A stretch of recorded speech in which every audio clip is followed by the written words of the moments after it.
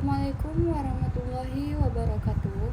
Perkenalkan, saya Selvi Octavia dari Universitas Islam Indragiri, Fakultas Ekonomi dan Bisnis, jurusan Manajemen semester 4, kelas B. Nah, adapun tujuan saya membuat video ini ialah untuk memenuhi tugas ujian akhir Manajemen Sumber Manusia 2 yang diampu langsung oleh Bapak Haji Agus Maulana, SEMM. Baik, adapun judul materi yang saya ambil adalah perilaku organisasi. Baiklah, di sini saya akan menjelaskan sedikit pengetahuan saya tentang perilaku organisasi. Nah, adapun beberapa poin perilaku organisasi. Yang pertama itu perilaku organisasi. Rubens 2002 mengartikan bahwa perilaku organisasi berupaya mengetahui faktor-faktor penyebab perilaku seseorang atau kelompok. Penjelasan terhadap suatu fenomena dalam manajemen merupakan hal penting karena membantu para manajer atau pemimpin tim dalam melakukan sasaran lain, yaitu mengendalikan situasi penyebab perilaku individu atau kelompok yang kerja tersebut. Nah, perilaku organisasional merupakan suatu studi yang mengkaji tingkah laku manusia dalam organisasi atau suatu kelompok tertentu. Tujuan sederhana dari studi perilaku organisasional adalah bagaimana perilaku manusia, baik sebagai individu maupun kelompok, mempengaruhi upaya untuk mencapai tujuan organisasi. Beberapa definisi tentang perilaku organisasional selalu bermuara pada dimulainya perilaku manusia atau lebih banyak menekankan perhatian pada aspek-aspek psikologi dari tingkah laku individu. Secara umum, perilaku organisasi memiliki dua fokus perhatian. Yang pertama, pelaku organisasi merupakan suatu bidang studi mempelajari dampak perorangan, kelompok, dan struktur pada perilaku dalam organisasi dengan maksud menerapkan pengetahuan tentang hal-hal tersebut demi peningkatan keefektifan organisasi. Fokus yang kedua adalah perilaku organisasi sebagai kajian antara disiplin ilmu yang diarahkan untuk mempelajari sikap perilaku dan kinerja individu dalam organisasi. Selanjutnya itu poin B, yaitu kepribadian menurut Bakri dan Mon 1991. Kepribadian dapat digunakan untuk memprediksi perilaku dan kinerja sebagai dari karakteristik yang stabil. Kepribadian juga mungkin mempengaruhi faktor-faktor interpersonal yang mewarnai interpretasi individu dari lingkungan. Kepribadian adalah organisasi dinamis dari suatu sistem psikologis yang terdapat dalam diri sendiri. Pada gilirannya, menentukan penyesuaian khas yang dilakukan terhadap lingkungan, artinya ke publik. Kepribadian dapat diartikan sebagai keseluruhan cara yang digunakan oleh seseorang untuk bereaksi dan berinteraksi dengan orang lain.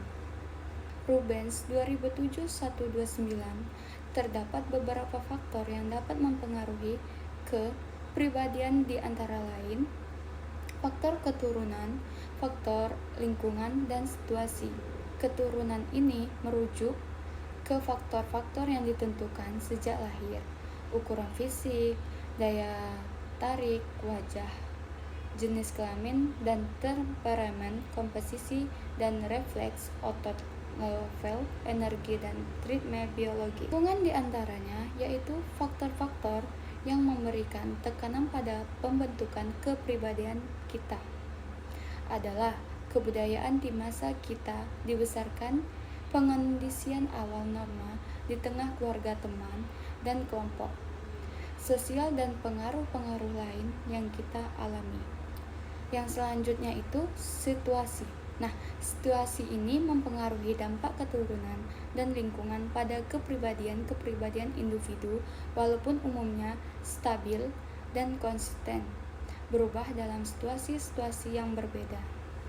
Poin selanjutnya yaitu poin C, keterikatan pegawai.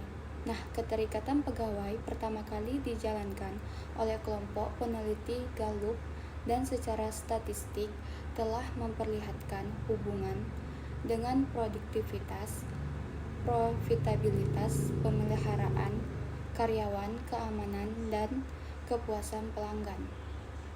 Dalam sebuah artikel Endors dan Hanas 2008 mendefinisikan engagement sebagai suatu keadaan di mata para individu secara nasional dan secara beralasan dilakukan untuk organisasi dan kelompok yang diukur dengan 3 perilaku utama. Yang pertama, berbicara secara positif tentang organisasi dan teman sekerja dan menunjukkan pada karyawan-karyawan dan para pelanggan potensial mereka. Nah, yang kedua, memiliki hasrat atau keinginan yang kuat untuk menjadi anggota organisasi, meskipun kesempatan-kesempatan untuk bekerja ada di tempat lain.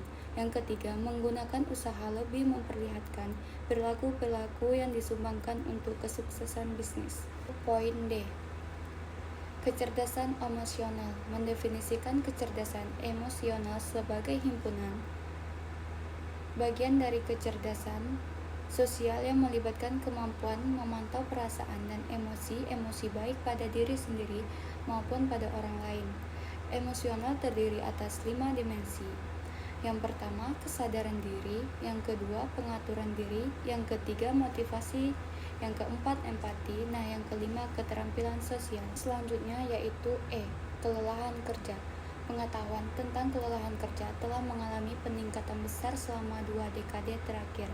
Kelelahan adalah suatu mekanisme perlindungan tubuh agar tubuh menghindari dari kerusakan lebih lanjut. Dalam Setiawati 2010, kelelahan kerja merupakan fenomena yang kompleks yang disebabkan oleh faktor biologi pada proses kerja serta dipengaruhi oleh faktor internal maupun eksternal. Kelelahan emosional adalah respon individu yang unik terhadap stres yang dialami di luar kelaziman pada hubungan interpersonal karena dorongan emosional yang kuat. Timbulnya perasaan seakan-akan tidak ada yang membantunya. Depresi, perasaan terbelenggu dan putus asa. Selanjutnya yaitu poin F, keinginan keluar dari perusahaan. Keinginan untuk pindah adalah kecenderungan sikap atau tingkat di mana seseorang karyawan memiliki kemungkinan untuk meninggalkan organisasi atau mengundurkan diri secara sukarela dari pekerjaannya. Poin selanjutnya yaitu G, kepribadian terhadap keterikatan pegawai 1990. Penelitian pertama yang menetapkan keterikatan sebagai kehadiran psikologi seorang karyawan dalam menjalankan tugasnya sebagai bentuk tanggung jawab terhadap organisasi. Kepribadian pegawai berkaitan dengan keterikatan pekerjaan menurut hasil kajian 1990 mengidentifikasikan 3 kondisi psikologis yang berkaitan dengan keterikatan pribadi. Poin selanjutnya itu H, kecerdasan emosional terhadap kelelahan kerja. Kecerdasan dan berkembang pada manusia terdiri dari kecerdasan intelektual, kecerdasan emosional, kecerdasan spiritual, dan kecerdasan intelektual. Baiklah, poin yang selanjutnya yaitu I, kelelahan kerja terhadap turnover. Kumpulan dari perilaku organisasi adalah studi tentang bagaimana individu dan kelompok bertindak dalam organisasi. Tujuannya adalah untuk memahami, memprediksi, dan meningkatkan kinerja kerja, hubungan antar manusia, serta aktivitas organisasi secara keseluruhan.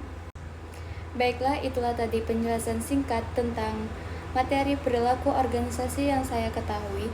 Semoga bermanfaat. Terima kasih. Wassalamualaikum warahmatullahi wabarakatuh. FEB hebat, Unisi bisa.